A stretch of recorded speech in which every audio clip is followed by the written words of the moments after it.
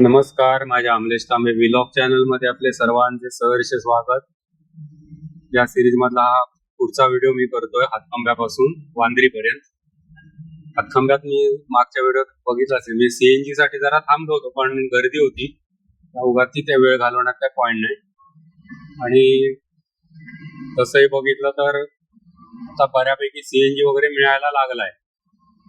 मध्ये जो प्रॉब्लेम झाला होता एप्रिल मे महिन्यामध्ये, तसा आता तेवढा प्रॉब्लेम नाहीये, त्यामुळे पुढच्या प्रवासाला सुरुवात केली आहे। पावसाळी अपडेट्स आहेत ते, साधारण पाऊस सुरू झाल्यानंतर एक माझा व्हिडिओ असतो। तर मागच्या व्हिडिओमध्ये पाहिलं असेल की पावसापूर्वीचे अपडेट्स मी दिले होते, आणि काही ठिकाणचे धोके पण मी पूर्वीपासून सांगत आलोय।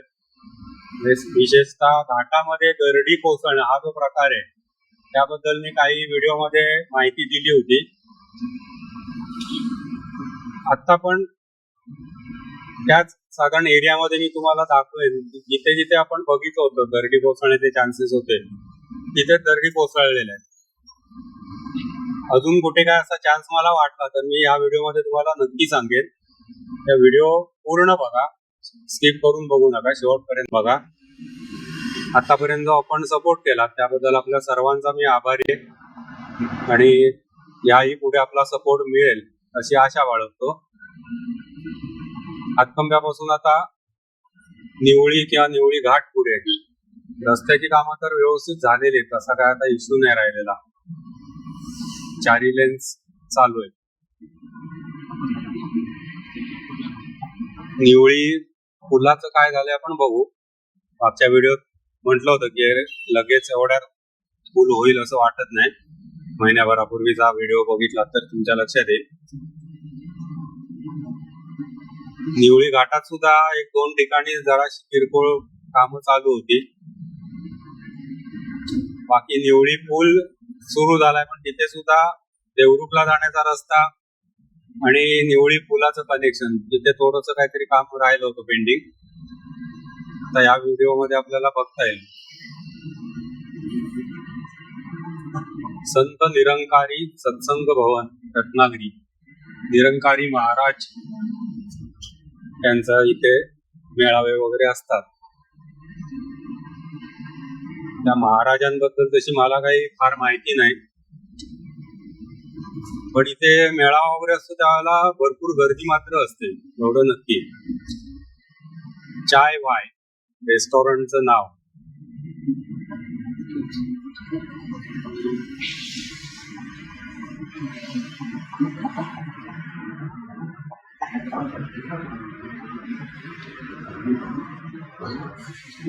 निवळीच्या इथला साइन बोर्ड, गणपतीपुळे डावीकडे, संगमेश्वर मुंबई सरळ।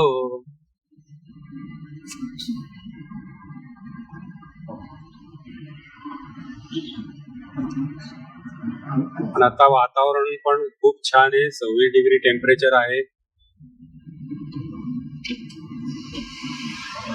आणि हवेत मस्त आहे, असा आल्हाददायक वातावरण आणि गारवा आहे छान। डांगेवाडी उजवीकडे,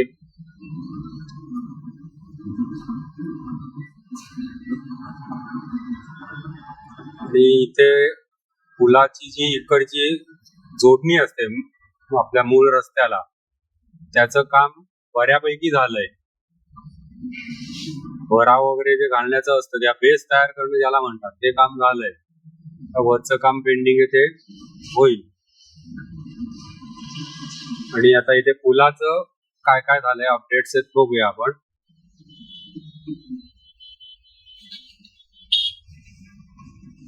हे अंडरपास केलेले रिक्षा किंवा मोटरसायकल्स किंवा स्कूटर, 2 व्हीलर साठी। बाकी कारना पलीकडे जायचं असेल तर इथे पुलाच्या खालून।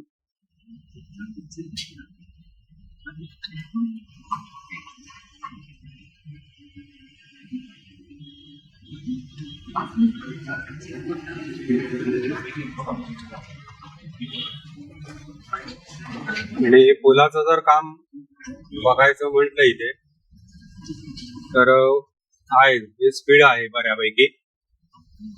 जवळपास वरचे गर्डर्स वगैरे टाकून झालेले आहेत। पुढचा भरावाचा जो भाग आहे तो सुद्धा झालेला आहे आणि पुलाचं त्याला जे कनेक्शन करायचंय ते फक्त अजून इथे पेंडिंग दिसतंय, पण ओव्हरऑल प्रगतीपथावर आहे असं म्हणायला हरकत नाही.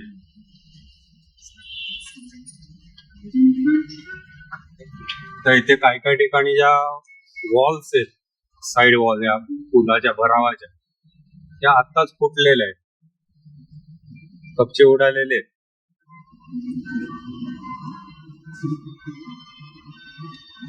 त्याच्यामुळे काय होईल किंवा नाही होणार मला माहिती नाही.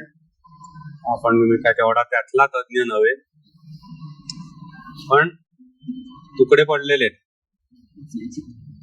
पुढचा जो एरिया आहे कनेक्शनचा, तिथे सुद्धा नुसतं भरावाचं काम झालंय, बेस करून झालेला आहे. नेहमीप्रमाणे एवढ्याच पोर्शनचा हा जो काय सर्व्हिस रोड ठेवलाय तो खड्डेमय आहे आणि तो कधी होणार पण नाही.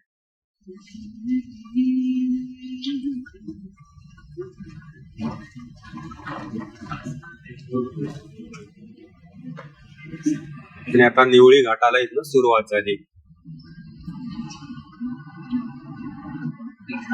निवळी घाटाला आत्ताच हे जे वातावरण आहे ते नाही, पण माझ्या अंदाजाने रात्रीपासून पहाटेपर्यंत बऱ्यापैकी इथे धुकं असणार आहे. पावसाळ्यामध्ये अगदी दाट धुकं असतं. आत्ताच्या हायवेला गाड्या चालवताना जिथे असे टर्न्स वगैरे येतात, इथे बघा हे सगळं पाणी साचलेलं आहे. गाडी चालवताना पाण्यातनं शक्यतो नेऊ नका आणि न्यायचीच वेळ आली तर अगदी कमी स्पीडने न्या, कारण तिथे किती पाणी साचलंय याचा अंदाज नसतो. आणि बऱ्याच वेळेला असं होतं की गाडी ग्रीप घेत नाही रस्त्याची आणि गाडी एकदम सटकन फिरते, कुठे पण जाऊ शकते मग, आणि मग मोठे ऍक्सिडेंट होऊ शकतात. रस्त्याला जिथे असं पाणी साठलेलं दिसतंय साईडला वगैरे, तिकडे एकतर लेन बदला, पाठी व्यवस्थित बघा कोण नाही ना, लेन बदला, नाहीतर अगदीच नाईलाज असेल तर एकदम स्पीड कमी करून पाण्यातनं गाडी न्या. खड्डा शक्यतो असणार नाही तिथे, पण पाणी भरपूर असेल तर तुमची गाडी 100% तिथे स्किड होऊ शकते. त्याच्यामुळे सावकाश तिथे गाड्या चालवा, पाण्यात शक्यतो नेऊच नका. या ठिकाणी आता इथे टोल प्लाझाचं काम मात्र अगदी जोमाने झालेलं आहे. लवकरच टोल प्लाझा इथला कार्यान्वित होईल असा विश्वास व्यक्त करायला हरकत नाही. बाकी काम नाही झाली तरी चालतील, टोल पहिला पाहिजे. मागे एकाने म्हटलं होतं टोल तर द्यायलाच पाहिजे ना, एवढे रस्ते झाले. म्हटलं आमचं म्हणणंच नाही ना, टोल द्यायला पाहिजे, पण सरकारकडून फक्त घेण्याचं तेवढं का दिसतंय हो, देण्याचं काय? इतकी वर्ष लोकांनी हाल अपेष्टा सहन केला या रस्त्यावर, गाड्यांची अनेकांची काय वाट लागली, अनेकांचे जीव गेले, त्याचं कॉम्पन्सेशन पण सरकारने द्यायला हवं ना. नुसतं टोल घ्यायचं, नुकसान भरपाई काय? अनेकांना मणक्याचे आजार जडले या रस्त्यामुळे, हा पण विषय आहे ना. त्याच्यामुळे टोल देण्याबद्दल माझं वैयक्तिक म्हणाल तर माझं काही दुमतच नाही, पण कधी ते ज्या वेळेला सगळं वेळेत पूर्ण असेल, क्वालिटी वर्क झालेलं असेल, आता प्रॉब्लेम काहीही नाही असं चित्र असेल, त्यावेळेला ठीक आहे. अजून रस्त्याला प्रॉब्लेम आहे, अजून रस्ते तुमचे खचतायत, अजून गर्दी कोसळत आहे. इथे तर आता निवडीत बघा डाव्या हाताला दरड खाली आलेली आहे, ते दगड सगळे जे दिसत आहेत ते कोसळले. आता इथे मी तुम्हाला दाखवत जाईन, इथे या घाटामध्ये दरडीचं प्रमाण आहे, कारण डोंगर कसे हो असे उभेच्या उभे कट झालेत आणि वरून येणारा मातीचा लोंढा अडवण्यासाठी आपल्याकडे काहीच सिस्टीम नाही. रिटेनिंग टाईपच्या ज्या काय प्रोटेक्शन वॉल्स म्हणतो आपण, त्या शेवटी त्यांचं लिमिट आहे. केवढा लोंढा अडवायचा मातीचा ढिगारा, त्याला पण लिमिट आहे ना.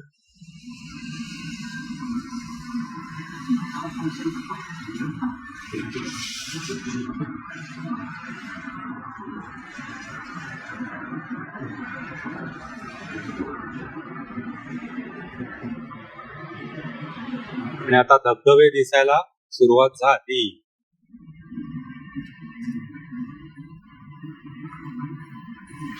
इथे जास्त करून जर बघितलं, आता बघा हे डावी साईड बंदच ठेवली आहे आणि इथे दरड कुठेतरी कोसळली आहे. हे बघा या ठिकाणी सगळं कोसळलंय खाली.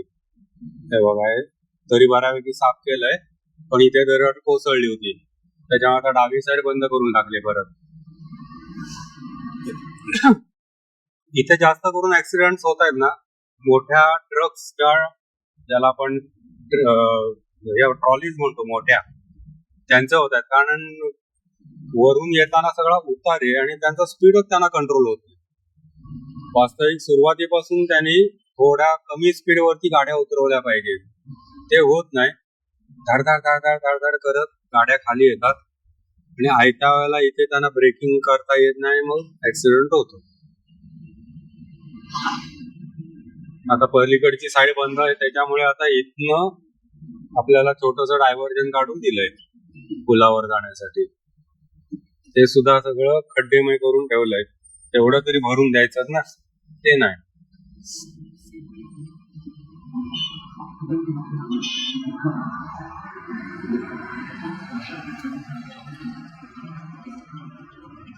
आणि इथे रस्त्याचं जे काम होतंय हे बघा, ते कसं करून ठेवलंय बघा. एखाद्याला स्पीडचा अंदाज नाही आला, जोरात आला, तो केवढ्यान त्याच्यावर आपटणार आहे. ही अशी कामं जी आहे, मग ह्याच्याबद्दल आम्ही टोल भरायचा का, असा माझा प्रश्न.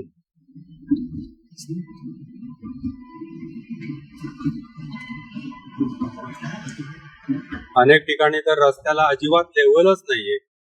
तुमची गाडी जी आहे ती हलेडुले करत जाते. संगमेश्वर साईडला तरी खूप आहे, त्या धडधड धडधड धडधड करत जाते. त्या रस्त्याला अजिबात क्वालिटी नाही. असो, नॉर्मली जे स्पीड कंट्रोल मध्ये ठेवून गाड्या चालवतात त्यांना विशेष प्रॉब्लेम नाही होणार. प्रॉब्लेम कुठे स्टार्ट होतो, ज्याला ओव्हर स्पीडिंग होतं. त्यामुळे मी नेहमी सांगतो, पूर्वी पण अनेकदा सांगितलं, आता परत सांगतो, 80-85चा स्पीड ठेवा आणि गाडी चालवा. आणि ह्या रस्त्यांची क्वालिटी तेवढीच आहे. 100च्या आणि 90च्या स्पीडने नेण्याच्या.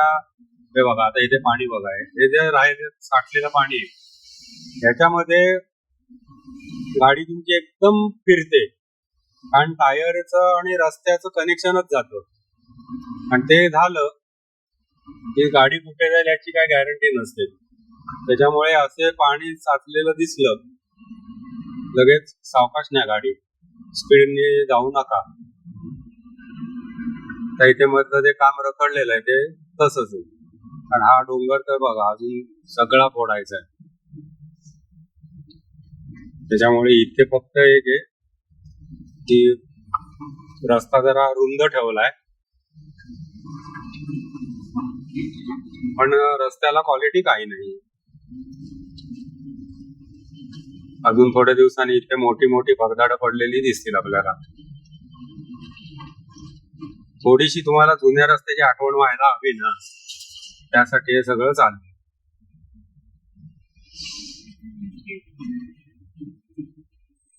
पण सावकाश चालवा गाडी, कारण खड्डा किती खोल आहे हे वरनं सांगू शकत नाही पाणी साचलेलं असल्यामुळे. त्यामुळे एकदम सावकाश जावा. समोर बघा छानपैकी धबधबा डोंगरातनं व्हायला लागलाय. तर हे सुद्धा ते डोंगर फोडलेले आहेत, याच्या सुद्धा अनेक ठिकाणी दरडी कोसळण्याचे चान्सेस आहेत. काही ठिकाणी अगदी रस्त्याला लागून आहे, काही ठिकाणी थोडस आतल्या बाजूला आहे.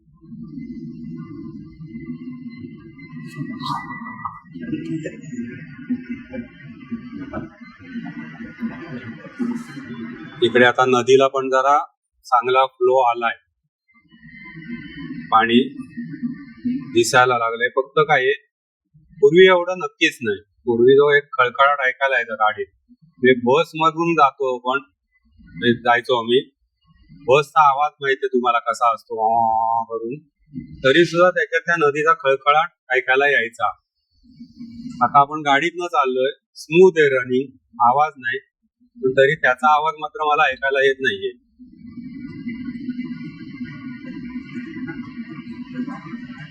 आता इथे डोंगर जर तुम्ही नीट बघितले तर लक्षात येईल तुमच्या, बऱ्याच ठिकाणी बघा खाली खडक आहे आणि वरती माती. हे जे मातीचे थर आहे ते डेंजरस आहे. वरनं पाणी आत घुसलं आणि ते आत मुरलं आणि त्याला कुठे वाहायला स्कोप नाही मिळाला, तो जिथे त्याला छिद्र मिळते तिथनं घुसायला सुरुवात करणार आणि मग तो सगळा फुगलेला आतला जो मातीचा ढिगार आहे तो बाहेर ढकलून देणार. त्यालाच आपण म्हणतो दरड कोसळणे.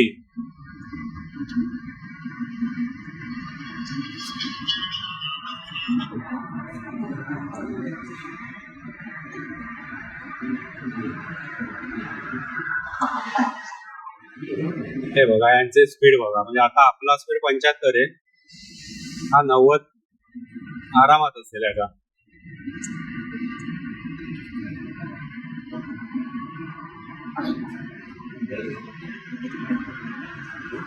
इथे आता हा जो पूल आहे तो बघा जुना पूल तसाच आहे आणि त्याच्यावर काही काम केलेलं नाही. ऍटलिस्ट तो पुलाचा ठीक आहे, जुना तर जुना, पण तो निदान पूल जरी धड कराल की नाही. हे बघा असं सोडून दिलेलं काम आहे. हा पूर्वीचा आपला रहदारीचा पूल. तसं बघायला गेलं ना तर अगदी याही पूर्वी एक जुना पूल इकडे उजव्या हाताला कुठेतरी होता, मला आठवतंय, आणि तो असा वळसा घालून इथे बाहेर पडायचा. हा सुद्धा नंतर झालेला ब्रिज आहे, पूर्वी इथे नव्हता तो पूल, असं मला तरी काहीतरी आठवतंय. ज्यांना कोणाला एरियातले असतील व्हिडिओ बघत माहिती असेल तर कृपया सांगा. इथे उजव्या हाताला बघा हे जे काय 2 बोर्ड दिसत आहेत, इथून तो कुठून तरी बाहेर पडायचा असा गोल फिरून येऊन. बघूया परत येताना जर मला तिथे जमलं आणि तो दिसला काय ब्रिजचा अवशेष वगैरे, तर मी नक्की त्याचा व्हिडिओ घेऊन दाखवेन तुम्हाला. ते अगदी जुना पूल आहे तो.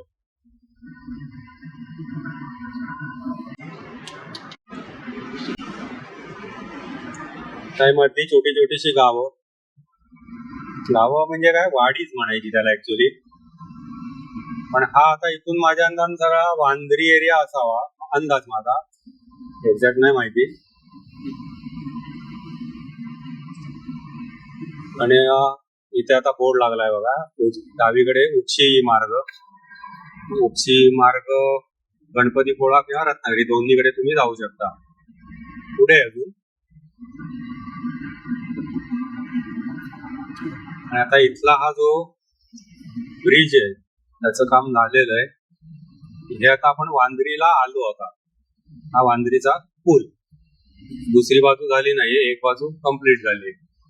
इथे शंकराचं मंदिर आहे उजव्या हाताला. इथपर्यंत आपण हा व्हिडिओ थांबवूया. आता हा व्हिडिओ मी ते थांबवणार आहे. माझे व्हिडिओ आवडत असतील तर नक्की लाईक करा, शेअर करा, चॅनल सबस्क्राईब केलं नसेल तर सबस्क्राईब करा. मी याही पुढे आपला सपोर्ट राहील अशी आशा बाळगतो आणि थांबतो. धन्यवाद.